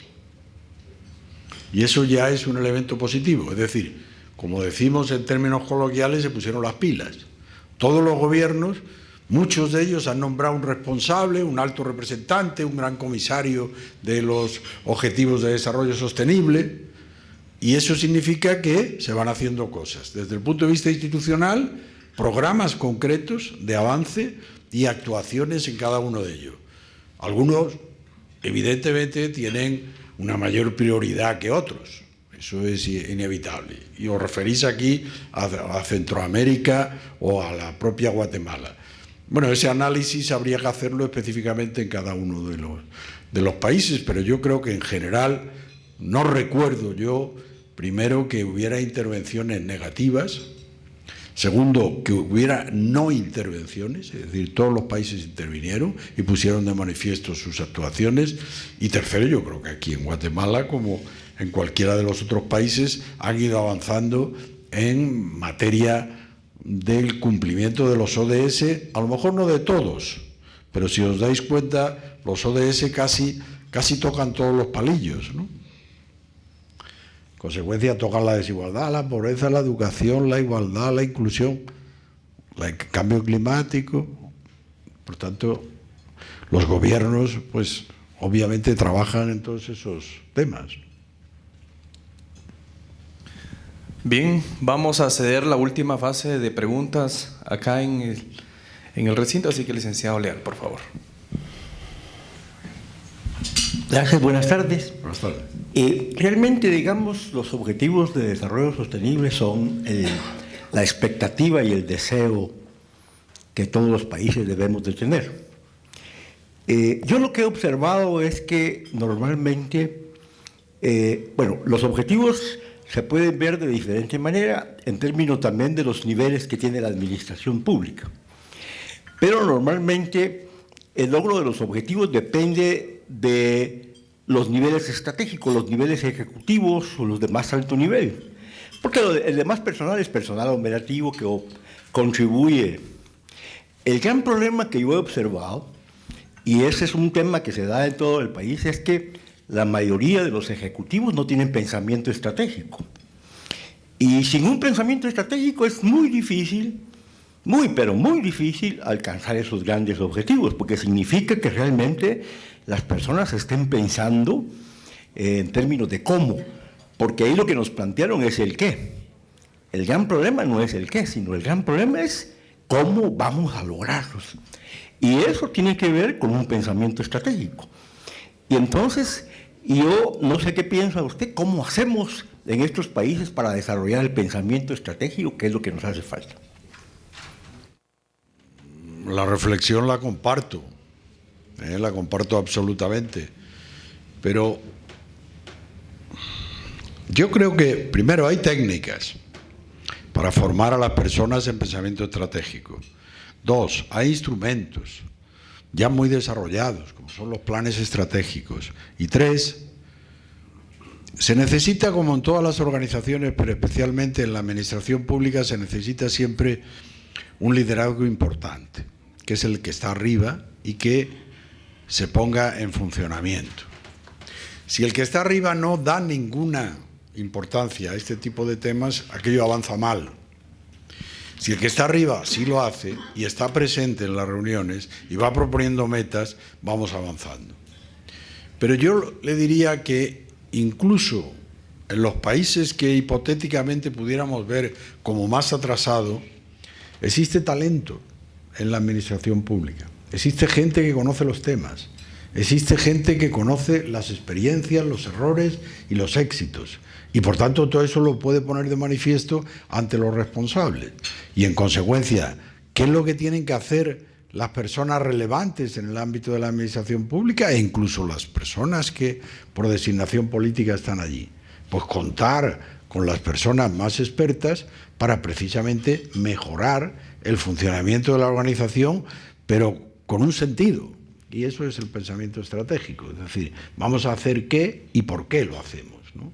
Y entonces yo creo que en todos los puestos en los que yo he estado, nosotros hemos hecho planes estratégicos. El CLAD tiene ahora mismo un plan estratégico que vamos a modificar a partir del año que viene. Pero yo creo que cuando ponemos a las personas a trabajar en relación con como en los planes de trabajo, las personas te proponen asuntos. Y lo importante es que realmente nuestros responsables políticos o dirigentes administrativos estén más pendientes de resolver los problemas que no de, digamos, de ser aves de paso en un determinado momento de una unidad administrativa de camino a otra, ¿no? Pero sí, de acuerdo con el análisis. Y en el marco del pensamiento estratégico y de algunas acciones, pues el Estado de Guatemala ha tenido alguna participación en el marco de los ODS, así que la licenciada Suseli Garrido del área de cooperación de SGPlan pues nos compartirá algunos elementos. Buenas tardes a todos. Solo para compartir un poquito de todo el trabajo que se ha hecho desde la SGPlan. Dentro de sus carpetas tienen 2 documentos. Uno es las metas estratégicas de desarrollo. Como saben, la agenda se suscribe justamente con el Plan Catún, nuestro primer plan de desarrollo a largo plazo. Entonces se establece una priorización participativa de este proceso y se determinan 99 metas estratégicas, unas de Catún y unas de los ODS. Eso se vuelven 10 prioridades nacionales que están aprobadas por el CONADUR. Y sobre esas, la institucionalidad pública tiene la obligación de que sus planes estratégicos respondan a estas prioridades. Entonces, hemos avanzado, pero hay mucho que hacer todavía, desde una reingeniería de nuestros propios procesos. Necesitamos financiamiento para poder hacerlo, es parte de una estrategia. Era lo que hablábamos, tenemos una carga impositiva muy baja que no nos permite avanzar como queremos, pero sí estamos, creo que en un proceso estratégico.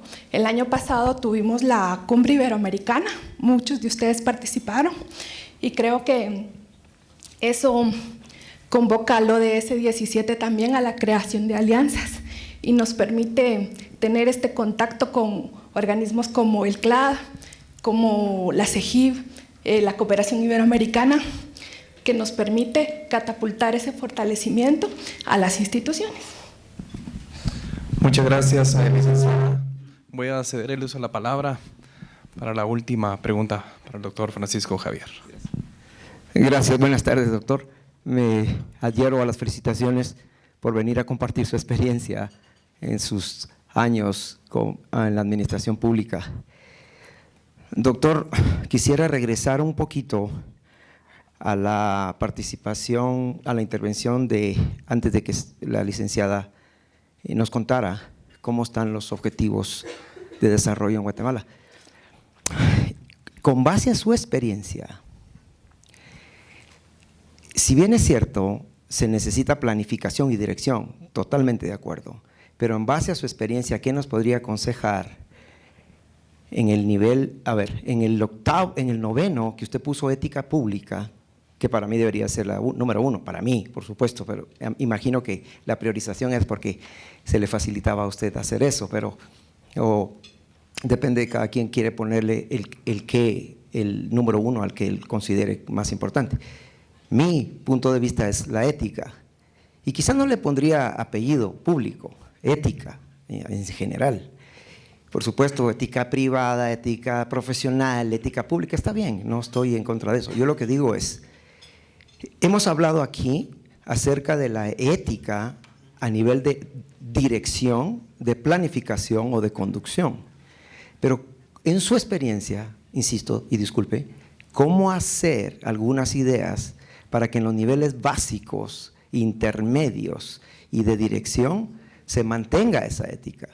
Porque río revuelto, ganancia de pescadores, y Guatemala estamos en toda la línea de administración pública, se da la corrupción. Y yo entiendo que es el sistema. Uno de mis profesores en ciencia política me dijo que si la Madre Teresa llegaba a ser presidenta de Guatemala, el sistema la corrompía. O sea, lo que necesitamos es mejorar nuestro sistema de transparencia. Sí, hablamos de transparencia, hablamos de rendición de cuentas, sí, pero no hay nada coercitivo que una persona haga lo correcto porque es correcto aunque no la vean, que haga lo correcto porque es lo correcto y que no haga lo malo porque no lo hace. Aquí si nosotros podemos pasarnos el semáforo en rojo, nos pasamos. Pero una persona está en rojo o en amarillo. Aquí el amarillo es pase rapidito. Aquí es ni siquiera deténgase o tenga precaución. Y disculpe, pero quiero aprovechar. Y una sugerencia, porque a usted no les extraño que está en la dirección del INAP, está haciendo sus mejores esfuerzos para la certificación. Mi experiencia y mi sugerencia es, hasta este momento, o por lo menos yo lo desconozco, la certificación no es vinculante. No es vinculante para que hacer una carrera administrativa.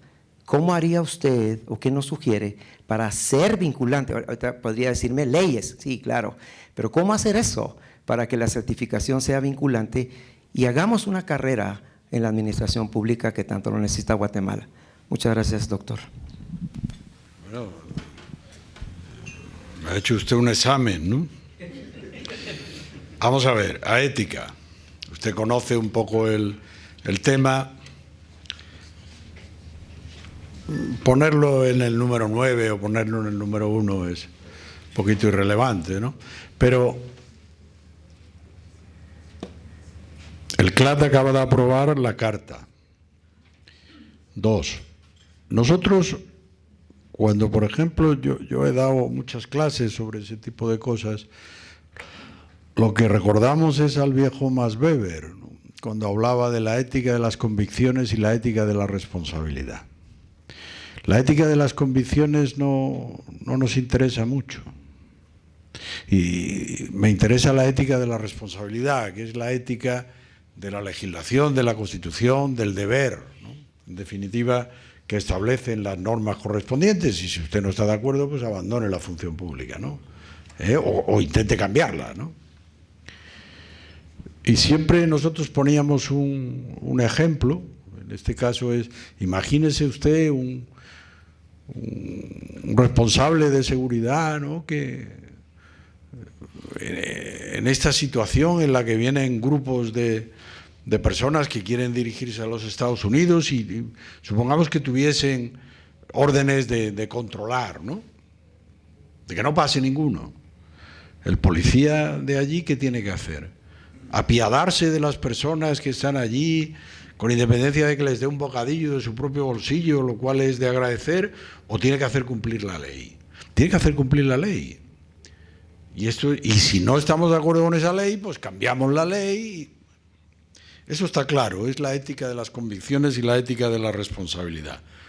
Y yo creo que los episodios de corrupción tienen que ver un poquito con formación y capacitación y con sanciones. Es decir, no se puede mirar hacia otro lado cuando una persona comete una irregularidad. Y eso es aplicable al ámbito de la función pública, de los sobornos pequeños, medianos o mayores, me da igual, y es aplicable también a los delitos de tráfico, como señala usted. Yo se lo decía antes a Vinicio cuando veníamos en el coche. En España, en el año 2004, 2005, había 4.000 muertos todos los años por accidentes de tráfico. Desde que entró el gobierno de Rodríguez Zapatero en el año 2004, cuando salió había 900. Dice, no, es que eran muy listos. No, sancionaron muy duramente, de forma tal que en este momento hay en la cárcel, en la prisión, muchas personas que, homicidio, iban borrachos y contra otro coche mataron a la otra persona, a la cárcel, con penas fuertes. Y cada vez que agarraban a alguien bebido, las fuerzas de seguridad, o cometiendo una infracción, la cantidad de dinero, la sanción era fuerte. Y normalmente le paralizaban el coche y tenía que ir de otra manera. ¿Qué quiero decir con eso? Que las sanciones son importantes, pero hay que hacerlas cumplir. Por eso cuando yo decía los episodios de corrupción y la transparencia, a pesar de que ahora conocemos, a veces hasta nos duele la cabeza, ¿no? Porque dice, ves el periódico y las 5 primeras noticias son de lo mismo. Y vas a otro país y las 5 primeras noticias son de lo mismo. Pero si las transformamos en actuaciones sancionadora, iremos bien. Si simplemente las tenemos en cuenta para hacer series de Netflix, pues no tiene mucho sentido, ¿no? Segundo tema, yo creo que estamos de acuerdo, además del contenido de sus... El segundo tema que se refiere a la certificación. Hemos hablado muchas veces, Marco Tulio y yo, de la certificación, y el establecimiento de una carrera administrativa es muy difícil en todos los países del mundo, los más adelantados. Y muchas veces nos encontramos con que por ejemplo, en España y en Francia se desarrolla esa carrera administrativa relacionada con la ocupación de determinados puestos, pero eso no es, digamos, racional, porque el resultado es que la presión hace que creen más puestos, para así tener contenta a tu gente, ¿no? Y probablemente ha llegado el momento de que el conocimiento de determinadas habilidades, que es lo que certifica la certificación que hace el INAP, pues es conveniente que se tenga en cuenta. Nosotros, en la época que yo fui secretario general para la Administración Pública, inventamos un sistema que consistía en que hay una figura que aquí debe existir similar, son los inspectores generales de los servicios de los ministerios, que son, en teoría, los que cuando hay una dificultad, un problema, pues estudian el asunto y preparan un informe para el ministro, para que, digamos, sancione o cambie la política. Son personas más o menos, se supone, conocedoras de la realidad ministerial. ¿Qué ocurría en la práctica? Que como eran puestos que no estaban mal pagados, cada vez que cesaba un alto funcionario lo colocaban allí. Y era como lo que nosotros llamamos un cementerio de elefantes. De vez en cuando hacía tal, pero leía bien el periódico, estaba muy culto. Sí, bien. No hacía gran cosa, además tenía ya una cierta edad. ¿Qué hicimos?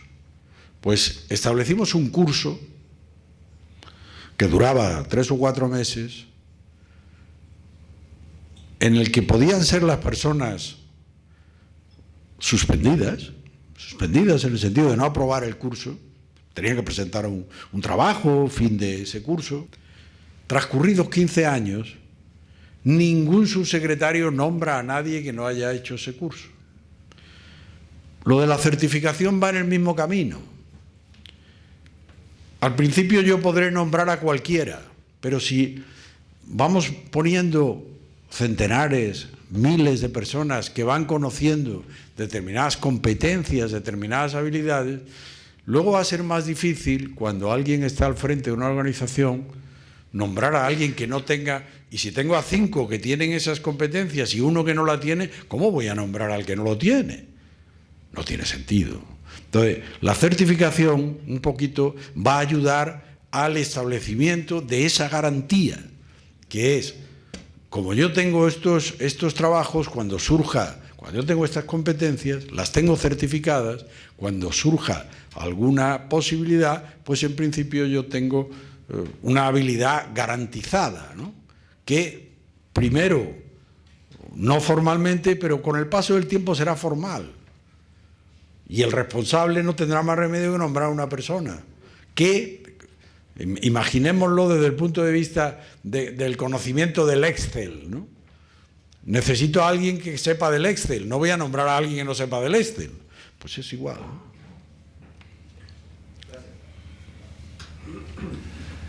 Hemos finalizado entonces esta ronda de preguntas. Valoro realmente la calidad de ellas y por supuesto la calidad de las respuestas, así que yo les pido, y si ustedes lo comparten, un aplauso para el doctor Francisco Javier Velázquez,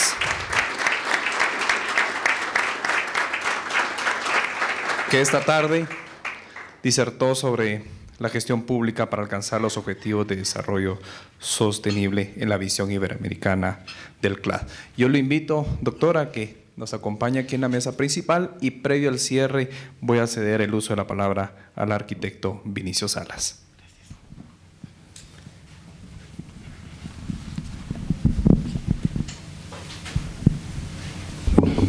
Muy buenas tardes, buen provecho. Para el INAP, pues, estamos sumamente complacidos por su asistencia. Creemos necesario e imperante el estrechar los lazos entre el Estado y la academia, con miras en fortalecer y ampliar la cobertura de los procesos formativos pertinentes a nuestras necesidades y realidades como país. Y en ello, la reforma administrativa y la transformación del Estado y la modernización del sector público para el logro de los Objetivos de Desarrollo Sostenible, ODS, y la Agenda 2030. Esta conferencia constituyó el pretexto ideal para reunirnos y generar el espacio de conocimiento y reflexión sobre gestión pública, sobre ODS y la Agenda 2030, con la visión iberoamericana del CLAD. El INAP, como órgano técnico de la administración pública, no está solo en esta acción estratégica, encomendada por ley. Al contrario, tiene grandes aliados, y esos aliados son ustedes, los hoy presentes, los hoy convocados, docentes, investigadores, directivos de programas académicos, que imparten y desarrollan planes, programas en administración pública en nuestro país. Es necesidad urgente que Guatemala realice una reforma administrativa del Estado si quiere alcanzar los ODS. Y nosotros como académicos, ustedes como directivos, docentes e investigadores, tenemos ese gran reto y responsabilidad, ese compromiso que tenemos que afrontar. Queremos agradecer el haber atendido nuestra convocatoria, nuestra invitación. Por parte de la Universidad de Internaciones, el equipo de docentes que nos acompaña el día de hoy.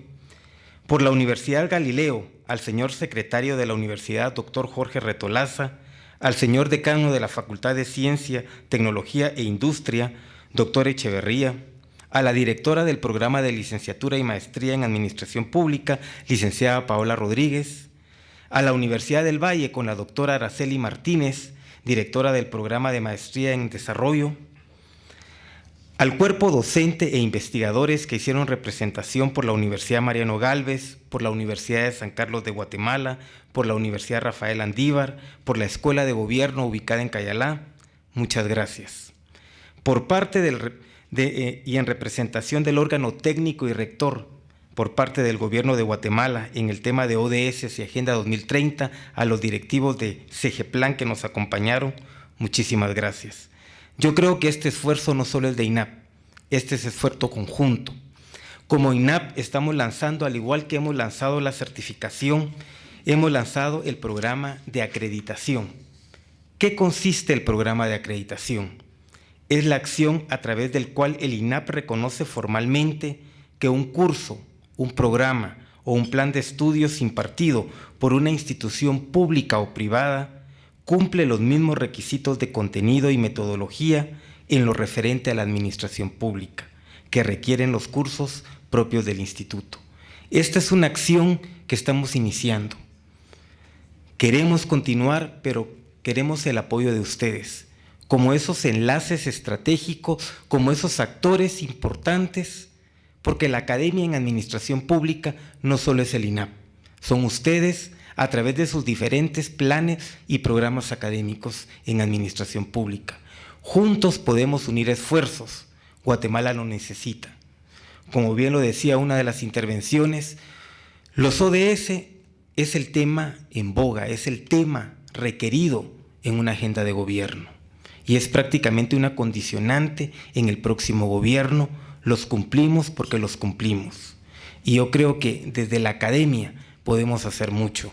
¿Por qué podemos hacer mucho? Porque formamos a los cuadros directivos, a los actores en un proceso formativo de administración pública que responde a nuestras necesidades, que responde a las necesidades como país. Y ahí es donde tenemos que hacer esfuerzos conjuntos y el INAP pone a su servicio la acreditación, un mecanismo para poder revisar contenidos, metodologías, enfoques que sean pertinentes, que respondan a las necesidades de nuestro país.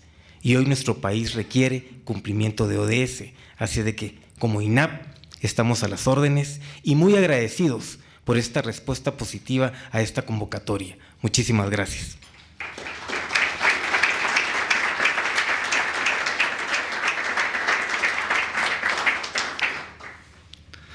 Tal como estaba contemplado, pues se ha desarrollado el programa que se tenía previsto para esta tarde, con bastantes réditos para el país, con bastantes créditos para el INAP y por supuesto para cada uno de ustedes que nos está acompañando en este momento. Considero y no tengo duda que cada uno de nosotros le tiene un gran aprecio a la institución, pero sobre todo estamos vinculados a un instituto que debe de forjar de alguna manera esos grandes pasos firmes para alcanzar esa modernización del Estado. Hago esa reflexión porque veía acá la misión y visión del INAP. Todos estamos vinculados, pero posiblemente no tenemos la claridad de la institucionalidad. Cuando escuchamos la disertación del doctor Francisco Javier, nos hablaba del fortalecimiento de las instituciones. Y el INAP en su misión dice que debe de generar y lograr que se ejecute un proceso permanente de desarrollo administrativo y modernización institucional, con el fin de fortalecer la capacidad de gestión de las entidades públicas en Guatemala. La misión del INAP entonces nos compromete a todos a asumir estos grandes retos que ahora nos enmarcan en una dinámica internacional, sobre todo cuando hablamos de la Agenda 2030 y de sus objetivos de desarrollo sostenible. Cada uno de nosotros en su área de competencia, en estas redes académicas profesionales, nos puede permitir generar ese impacto y esa incidencia para lograr al menos alcanzar esos indicadores. Se hacía también la analogía que en el marco de los objetivos del milenio, pues no necesariamente se cumplieron. Ahora vino una segunda fase. Esperemos que Guatemala tenga la oportunidad de poder corresponder a esa alineación estratégica que ha hecho, sobre todo en el Plan Nacional de Desarrollo CATUM 2032. Se dice 2032, pero cuando sintamos vamos a estar precisamente finalizando ese periodo de planificación estratégica para Guatemala. Sin embargo, entidades como CEGEPLAN han hecho un gran esfuerzo por alinear cada uno de los objetivos a la política general de gobierno. Pero considero que la gran responsabilidad está en los funcionarios y servidores públicos. Cada uno de nosotros como colaboradores tiene esa gran responsabilidad y quiero cerrar pues invitándolos a la utilidad de esta gran conferencia. De alguna manera podemos dialogar y podemos debatir sobre el cumplimiento e implementación de los ODS en América Latina. Pero si no le tenemos una perspectiva de utilidad y de implementación, como lo decían, de manera estratégica, podría ser una charla más o una conferencia más. Pero considero que ese no es el caso. Hoy nos vamos con conocimientos, nos vamos con experiencias en el marco del CLAD, y yo los invito a que sigamos dando esos pasos, fortaleciendo el servicio civil y por supuesto apoyando siempre a nuestro Instituto Nacional de Administración Pública. Muchas gracias, señor gerente Marco Tulio Cajas, muchas gracias, arquitecto, por habernos permitido compartir con ustedes acá, al arquitecto Rubén Fernández, su gerente del INAP, su servidor complacido siempre de apoyarles, y reitero pues el agradecimiento. Y con eso finalizo para el doctor Francisco Javier Velázquez y esperamos tenerlo con mayor continuidad en este país que le aprecia y le admira mucho. Un aplauso para ustedes.